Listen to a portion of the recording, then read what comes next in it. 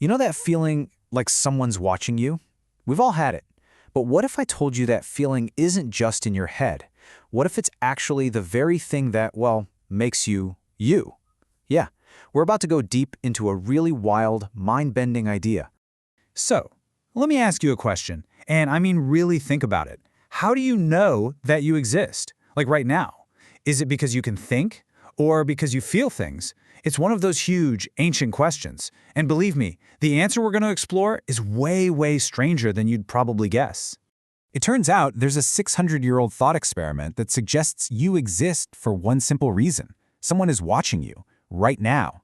And no, this isn't some new age philosophy. It's an ancient spiritual exercise, almost like a piece of mental software designed to totally flip your perception of reality. And we're going to walk through it together, step by step. All right, let's get into it.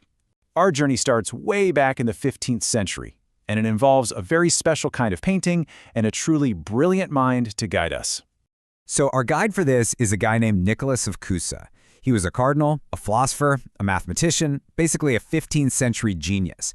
And in his major work, On the Vision of God, he did something pretty unusual. He sent a set of instructions and the specific painting to some monks, telling them he wanted them to try a little experiment in perception. Okay, so here's what Cusa told the monks to do. He says, hang this icon, this portrait of a face, up on a wall. Then just watch it. Walk around a bit. Go from side to side. Get closer. Move back. And they start to notice something kind of spooky. The eyes of the painting seem to follow every single one of them. No matter where they stand, that gaze is locked right on them. I'm sure you've felt this with certain portraits, right? It's that uncanny effect. But for Cusa, this was only the beginning. This was just the setup.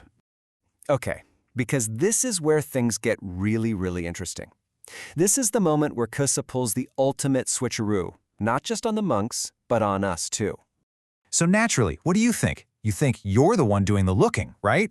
You're the subject, the observer. The painting is just an object, and you're the one perceiving it. It seems obvious. But then, something shifts. And boom. This is the core of the whole thing. In a sudden flash, you get it. You've had it completely backwards the entire time. That icon, it's not some passive object on the wall. Its relentless, steady gaze has turned the tables. You are the object of its vision. It flips everything. You're not the seer. You are the seen. Now, this little mind flip isn't just a cool party trick. No, for Cusa, this is the absolute key to unlocking the very nature of existence itself. So here's the big idea. That icon, the painting, it's just a metaphor. It's an analogy for what Cusa calls the divine gaze. And his idea is, frankly, radical. He says that for anything to exist, for you to be, you have to be seen by God. Your being isn't something you create yourself. It's like a gift given to you in the very act of God seeing you. Cusa puts it so well here. He basically says your being and God seeing, they're not separate things. They are two sides of the exact same coin. They happen at the same instant. You exist because you are a perception in the mind of God. And if that perception wasn't there, well, you just wouldn't be.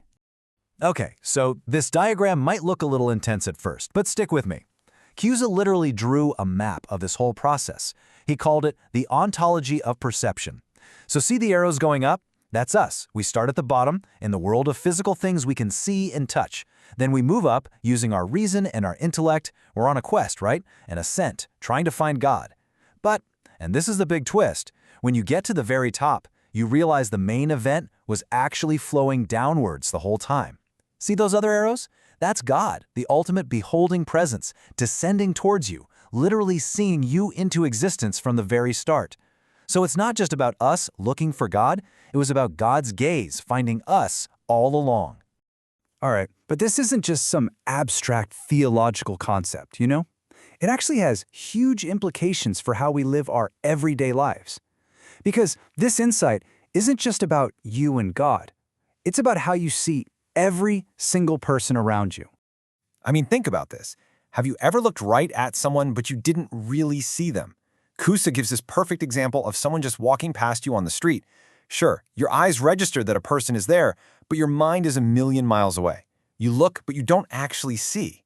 So Cusa breaks this down into two different ways of seeing. First, there's inattentive seeing. That's when the other person is basically just an object in your way, like a rock you have to step around. Your mind is checked out. But then there's attentive beholding. This is totally different. This is when your mind wakes up and you really recognize the other person in their absolute uniqueness, what Cusa called their quiddity, their essential whatness. And that is the ethical game changer. When you truly see another person, when you behold that unique quiddity, Cusa says you are actually taking part in the divine gaze itself. You are recognizing the same creative attention that holds them in existence just like it holds you. Suddenly, seeing your neighbor isn't just a casual thing, it's a sacred act. So, after this whole 600-year-old journey into the heart of reality, what's the big takeaway? Well, Cusa's experiment leaves us with a question that's as profound as it is a little unsettling. If to be is to be seen, then who are you when nobody's looking? Does it mean you are always lovingly being held in existence by a gaze you can't see, or something else? What it really suggests is that our very being is tied up with others, that it's this constant act of being known, and, well, that's definitely something to chew on.